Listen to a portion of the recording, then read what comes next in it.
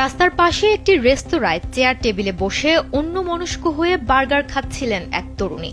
পাশেই বসা ছিল তার পোষ্য কুকুর, কিন্তু হঠাৎ করে কুকুরটি অদ্ভুত আচরণ শুরু করে। দৌড়ে গিয়ে তরুণীকে চেয়ার সহ ধাক্কা মারে। এতে চেয়ার সহ কিছুটা পেছনে চলে যান তরুণী। ঠিক ওই মুহূর্তে ঘটে এক ভয়ঙ্কর ঘটনা।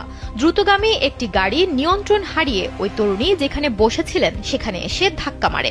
কুকুরের কারণে অল্পের জন্য প্রাণ রক্ষা পান ওই তরুণী।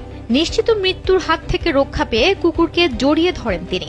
ইতোমধ্যে এই ঘটনার একটি ভিডিও সামাজিক যোগাযোগ মাধ্যমে ভাইরাল হয়েছে। ভিডিও দেখে বিস্ময় প্রকাশ করেছেন নেটিজেনরা, পাশাপাশি কুকুরের প্রশংসা করেছেন। তবে ভিডিওটি এআই দিয়ে তৈরি কিনা তা নিয়ে সন্দেহ প্রকাশ করেছেন অনেকেই।